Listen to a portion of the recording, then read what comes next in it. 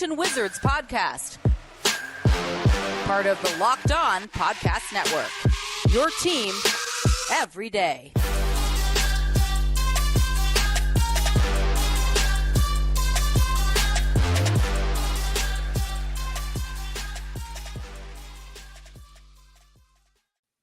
What's good, Wizards fans, and welcome to the Locked On Wizards podcast. It's your host, the real Ed Oliver, my guy, Brandon Scott.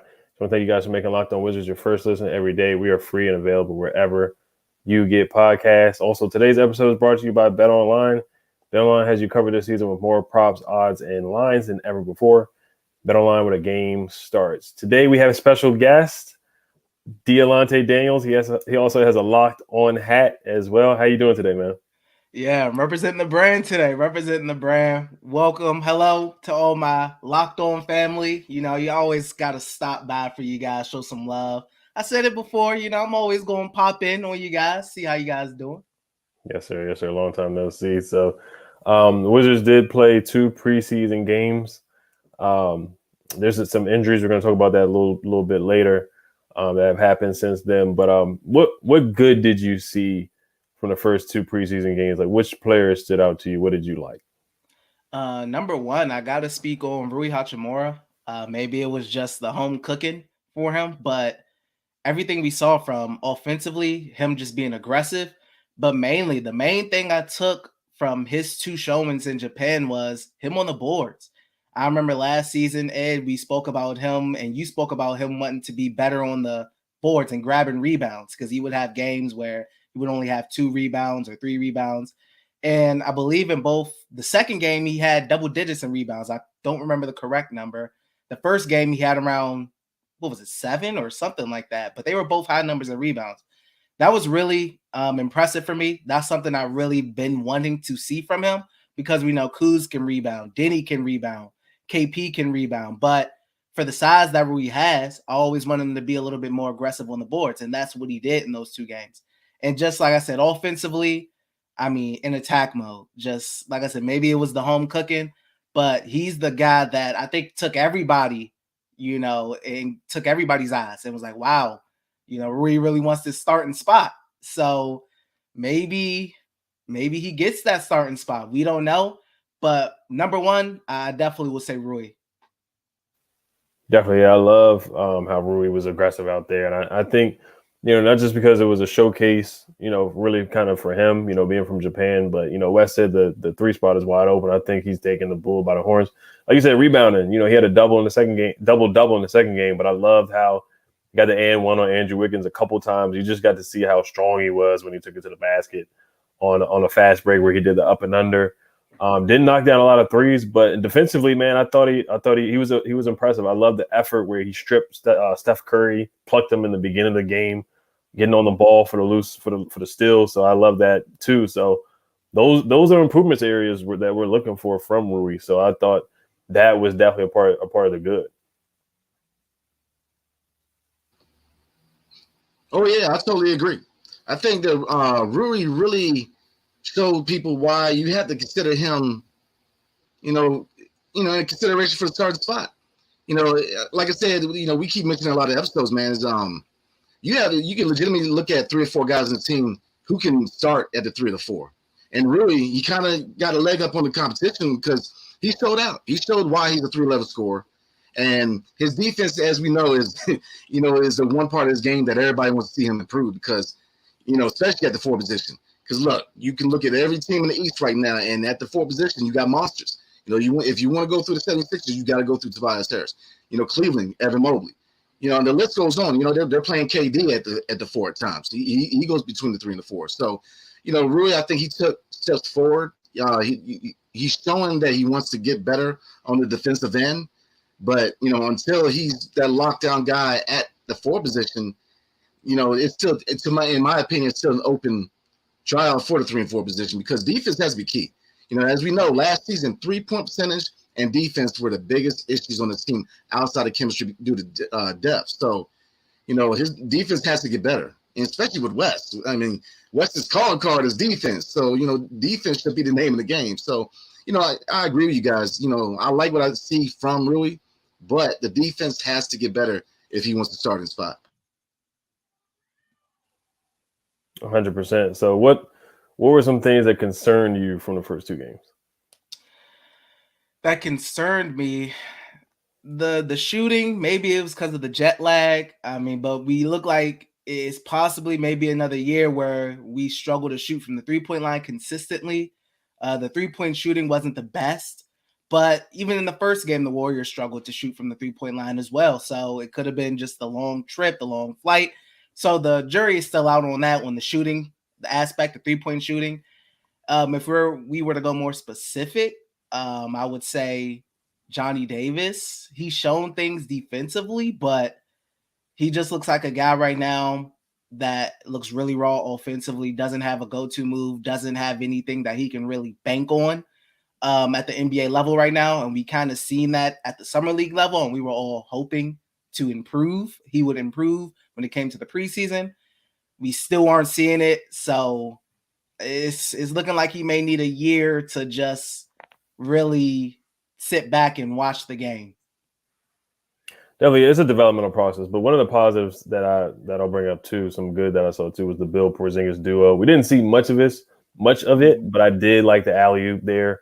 DeLon Wright, he's really impressed me too, man. His defense is something that we just haven't had in a long time, and I think he's a guy that's gonna, have a lot of deflections and steals, create some fast breaks. He's a pass that we needed at guard spot. Monte Morris played well too. I thought Gafford had some nice passes. Porzingis struggled in the first game, but he played a lot better in the second game. So those are some other good things. But yeah, concerns is the 3-point shooting. I know, like you said, there was jet lag and, it's their first two games. But, and Corey Kispert being out too, that doesn't help. We don't have a lot of guys who are, long range marksmen. I mean, Bradley Beal, his 3-point shooting has tailed off the last couple of years.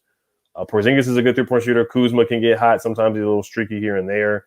Deni struggles from the 3-point line. Johnny Davis isn't known as a 3-point shooter. Monte Morris is a good 3-point shooter. Will Barton are some guys that can definitely help out with 3-point shooting. But it's still a question mark for this team, man. You certainly saw them struggle from the 3-point line in both of the games. They were better in the second half in the second game, but it's still definitely it's something that they have to work on for sure. I'm going to say that I'm not too concerned about 3-point shooting. I'm going to tell you why. Mm-hmm. If you look at last season, we didn't have as many shooters as we do now. Before the deadline trade for KP, Bertans, we all know he's, his the one thing he added to the team was 3-point shooting. So he was either all in or all out. You know what I mean? So when he was on, he was good. When he was off, he was way off. So, and even Spencer Dinwiddie, he's not known as a big 3-point shooter. You know what I mean? He's more of a driving to the basket guy. So we didn't have the personnel. Now we do. Monte Morris, statistically, is above average 3-point shooter. Will Barton, above average. I mean, the list goes on. DeLon Wright, above average, and he brings defense. So, you have enough guys now who can shoot behind the arc and play defense to where, if Bill has a bad game, Kuz can step up. KP, we have a lot of guys who can step up. Barton showed in Denver that he can create his own shot. He can be a playmaker. And the same thing with Monte. So I'm more optimistic with this group because you have guys who can step in when Brad has a bad game. Whereas if you look at past teams, when Bradley Beal struggled, very often not we were getting blown out because we didn't have that second, third scorer. And Kuz showed enough last season when Bill went out that he can step into that void. So, no, I'm very optimistic with 3-point. The two games I think is too small of a sample size. It's jet lag. It's the first time they're playing it together. They just got out of the training camp. So there's going to be an adjustment period. But, no, I'm very optimistic about the 3-point shot. But before we move on to my question, today's episodes are brought to you by Bet Online. BetOnline.net is your number one source for football betting info this season. Follow the latest player developments, team matchups, news, podcasts, and in-depth articles and analysis on every game you can find. And as always, BetOnline remains your continued source for all your sport wagering information with live betting and up-to-the-minute scores for every sport out there. The fastest and easiest way to check in on all your favorite games and events, including Major League Baseball, MMA, boxing, and even golf. Head to betonline.net or use a mobile device to learn more. Bet Online, where the game starts. And the next sponsor is Flex, Ultimate Pro Basketball Preview. Make sure to check out the Ultimate Pro Basketball Preview starting October 10th. A 6-episode extravaganza to get you ready for the NBA season. The local team experts and the NBA insiders, the Locked On Podcast Network, and Odyssey, all combining into one ultimate NBA preview. Starting October 10th, search for Ultimate Pro Basketball Preview 2022 on your Odyssey app, YouTube, or wherever you get your podcasts. So, my question, If the season started today, who's the starting five? If the season started today, my starting five, I would probably go Monte Morris, Bradley Beal. I would go Rui at the 3 because Kuzma, he said he's more comfortable at the 4. And then KP. The reason for that, if it wasn't Rui at the 3, it would probably be Will Barton at the 3, which I think is the most consistent lineup right now. But I think Will Barton's game is just better fit off of the bench. I think it's better fit off of the bench. I think the bench unit could use his microwave effect where he can just really get hot. He's a guy who wants to put up shots. And I think that could really work for that bench unit who could probably use some scoring from a guy like Will. So that's my starting lineup right there. I think that's pretty cool. Now, what do you think Wes is going to do? Wes is probably going to do Monte, Bill, Barton, Kuzma, KP. Probably. But yeah, no, back to your point too, Brandon, about 3-point shooting. I mean, Rui can shoot the 3 too, so that is something that we can improve on. I think ball movement as well will help with the 3-point shooting. I think last year before, when Tomas came into the lineup, we moved the ball better and we shot the 3 better. But to get back to the starting lineup, yeah, I'm with you on Rui. Like, honestly, I don't take too much stock into whether Rui's playing the 3 or the 4. I think they both can play the 3 or the 4. I think they both can interchange at that position. So I've seen people debate that, but I just don't really think it's that much of a factor. I guess, on defense, you may want Rui guarding a 4 who's kind of usually slower than the small forward. So I think for defensive purposes, but I think both guys can interchange on the 3 or 4. But I would love that lineup. The question mark is just the defensive part, Rui guarding 3s, guarding anybody at this point based off of last year. But offensively, I think it would be great. I think Kuzma can take guys off of the dribble at the 4 spot. I think Kuz can take guys off the dribble at the 3 spot. Same thing with Rui, and he can overpower guys at the 3 spot too. And all of them can knock down 3s. Porzingis can shoot the 3, Rui can shoot the 3, Kuz can shoot the 3, Brad can shoot the 3, Monte can shoot the 3. All these guys are effective, and they can score off the dribble. They don't need, to be set up, so they all can score. That would be the, contrary to, if Deni starts, yes, he would be our best defender. But you have the question mark on the offensive side of the ball. Is he going to clog up, is the spacing going to be a little clogged because he struggles to shoot the 3? That's the question mark with Deni. But the defense is better than Rui and Barton. If you start Barton, the defense is a little – he's a solid defender, but, he's a little small at that 3 spot, kind of like what they did with KCP last year. But we just know the familiarity with the Nuggets guys. We know automatically that West most likely will start Will and start Monte, of course. But Barton off the bench, I think he's a guy that can give you 10 to 15 points easily off the bench with that bench unit.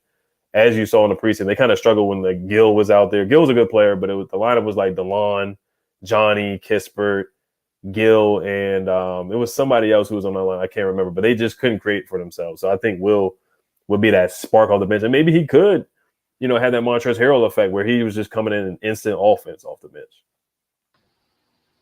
Yeah, I agree with you guys. I would like to see Rui at the 3. Like I said, the sample size is too small for this preseason, but, he started before. He's shown that he could be a 3-level scorer. And like you said, Kuzma is better at the 4.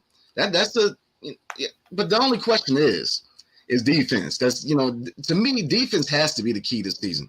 Defense was horrible last season. I mean, it was terrible. We were just, and then you look later in the year, we can talk about the Celtics and the Clippers game, but I don't think anybody must go there. But, defense was an issue. And the thing is, it's West's forte is defense. We were talking about earlier how, in Denver, they were a defensive center team. But the offense was very, very slow. And if you remember the offense with Spencer Dinwiddie, it was dead slow. So what I want to see is the offense being picked up. A faster, like we said earlier, Bradley Beal, he plays best when he has a point guard who can distribute the ball and who can push the pace. So, I don't want to see Bradley Beal the playmaker. I want to see Bradley Beal the shooter, the scorer. That's where Bradley Beal make that money. He got that contract from being the scorer. It wasn't from dribbling the ball for 10 seconds off the clock and then bouncing off his foot. It was, getting the open shots. That's his forte. So, Rui at the 3 is where I would go if the season started today. Now, if Deni wasn't hurt, and, there's not a timetable yet how long Denny's going to be out. But, obviously, if the season started today, he would not be playing due to injury to the groin. So, but I would like to see Deni start at the 3. That would be my lineup if Deni was available. The reason for that is because defense has to be the first priority.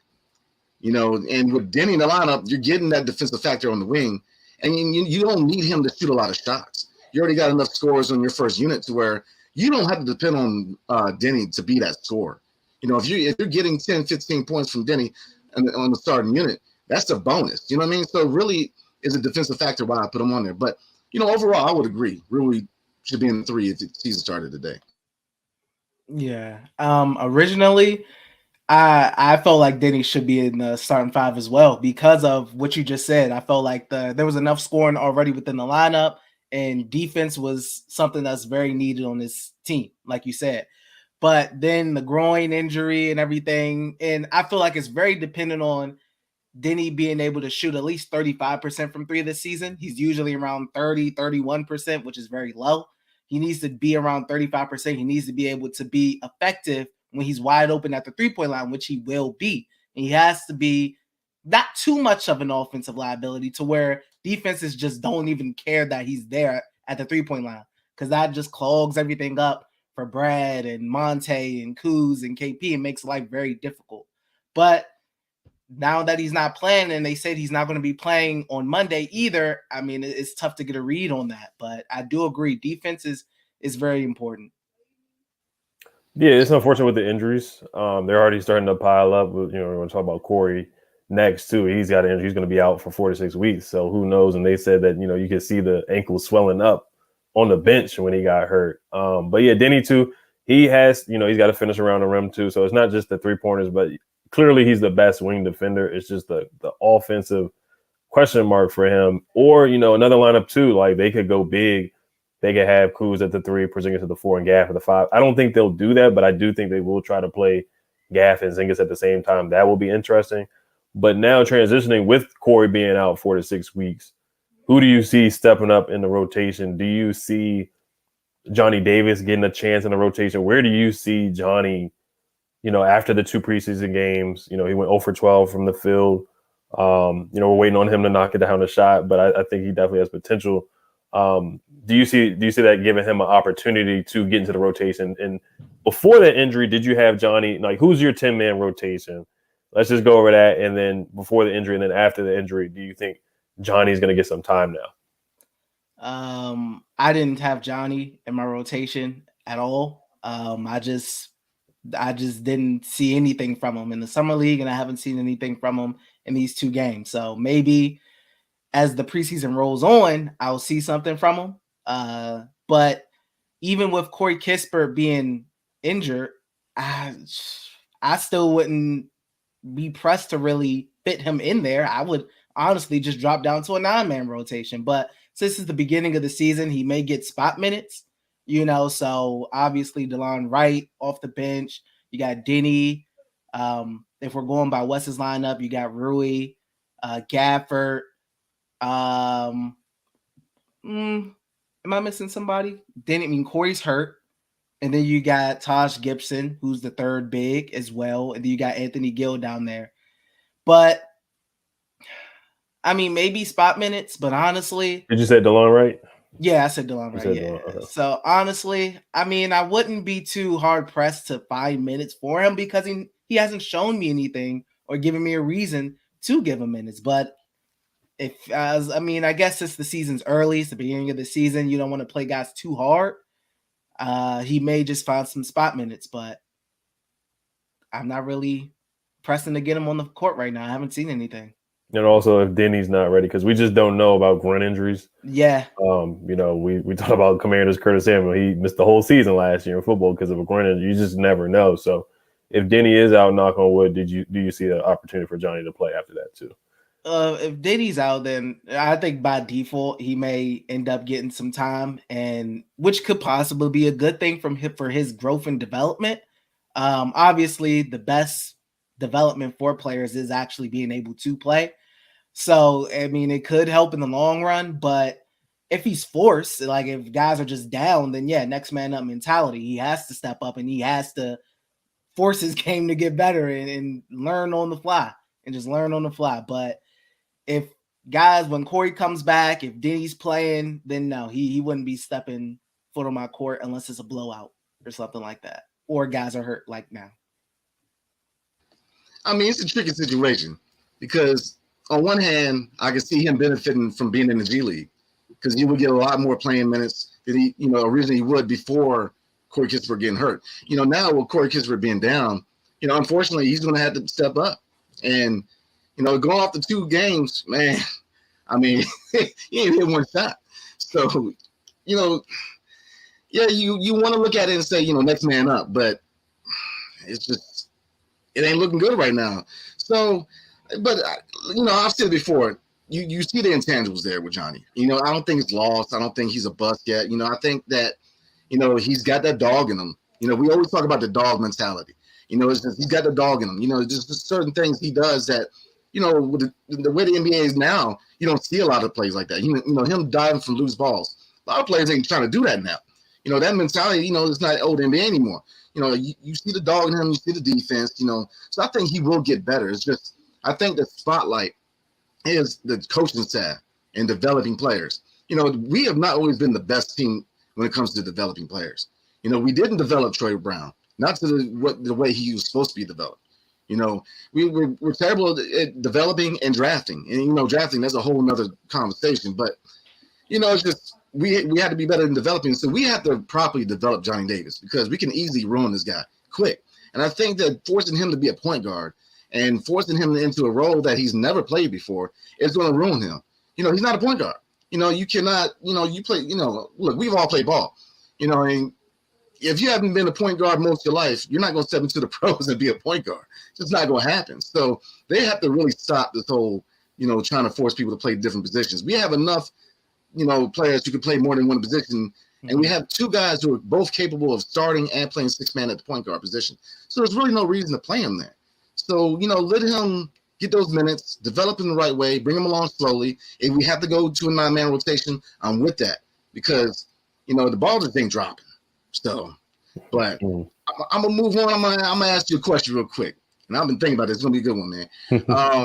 All right. Hypothetically, SGA or Kyrie is available for trade, right? Now, you got 2 veterans on expiring contracts, Will Barton and Kyle Kuzma. And you got the 4 young guys, Corey Kispert, Rui Hachimura, Deni, and Johnny Davis. So if you're going to trade for one of these guys, SGA out of Oklahoma City or Kyrie out of Brooklyn, which one of the 2 vets would you trade? And which 2 of the young guys would you move in that trade? Well, for SGA, I'm not touching Kyrie. I mean, we had troubles handling Montrezl Harrell and stuff, guys fighting in the locker room last season. So we don't need Kyrie. We can barely handle mid-tier players. So I'm going SGA. I'm fine with giving up Kuz, or Barton, or a combo of the 2. As far as the young guys, I would like to keep one of them. But a guy like SGA, I mean, he's entering his prime years. He's very talented, extremely talented, and I'm fine with moving. I would like to keep one, but if they wanted both, Deni and Rui per se, I wouldn't oppose it. I was willing to possibly get rid of both of them for Jaden Ivey when we were entering the draft, and I know how high Ed is on Jaden Ivey, so I mean, I'm doing what it takes. If we got to do that to get a guy like SGA, I'm willing to move either vet and either or both of the young guys. Yeah, I agree. I mean, it's a tricky question. If I got to move one of the 2 out of Barton and Kuz, I'm trying to move Barton just because it's a fine contract. I've seen enough from Kuz that if there's a chance that he stays in DC, I'm looking for that chance because he just showed how complete of a player he can be. That those years from him being a Laker where he was a role guy and kind of playing behind, LeBron are over. He showed he had enough leadership capability and his 3-point shot got better and his passing got better to where I'd like to see him long term.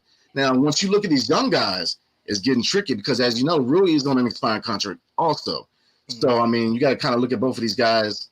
There's 2 factors. One, if you're going to talk to Kuzma about extension, then Rui is really available because, you can't pay both of these guys starting money, for one of them to sit on the bench, because we already got Gaff. Look, Gaff's going to an extension. So, money's going to get even tighter. You know what I mean? So if it's me, if I'm the general manager, I'm definitely moving Barton if I can. If Cruz, if that's a necessity, he goes. But I am going to drive Rui and Deni to the airport myself. They would be gone. And not that I don't like these guys, is that look, they have a lot of value right now. And those 2 out of the 4 have the most value. Look, Johnny Davis, I mean, the values, I mean, if you can find a little bit, good luck because, based on those 2 games, he has no, right now he's a project.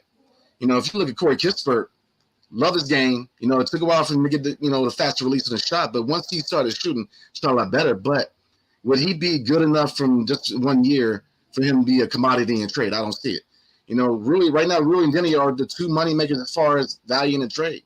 So, yeah, if I'm trying to get SGA, which, man, you put him at point on this team with KP and Bradley Beal, come on.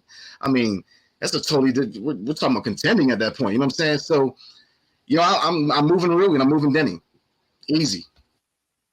Definitely. Yeah. I mean, reports were that they checked in on DeJounte Murray and they checked in on SGA. This is in quotation marks that I'm doing on YouTube if you're watching. But they checked in on these guys. We checked on Jaden Ivey.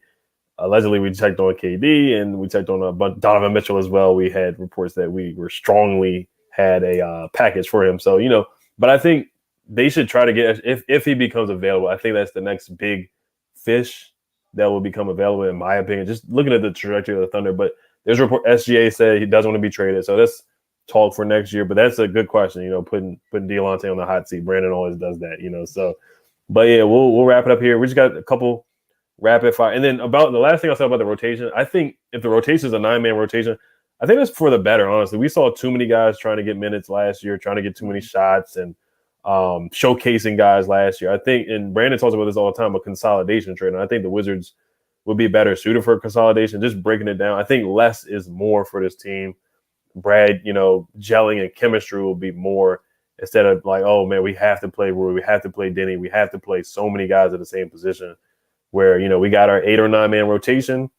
They're set. They know what time they're going to get. They know what minutes they're going to get. They're not worried about getting yanked and pulled out. Gaffer had to go through that last year where he was getting yanked and pulled out with the 3 bigs and Thomas Bryant and stuff like that. So I think it would be better for, a consolidation trade or just a 9-man rotation. I think it would be better. And Johnny can develop properly, get some games in the G League, and then sit on the bench and learn behind Brad and whatnot. So we'll wrap it up here with a couple of questions. So you can just have a 1-word answer, Dialante, and then we'll let you go. Wrap it up. All right. So first question is, which player would make the biggest leap this year?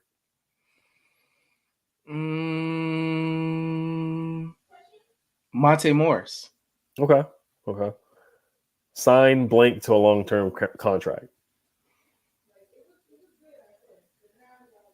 To be determined. Will you make it to a Wizards game this year? Yes. Okay. Tommy Shepard's grade since he's been here so far? C+. C+, okay. Do the Wizards make the playoffs and not the play-in? No. No, okay. Trade blank player today.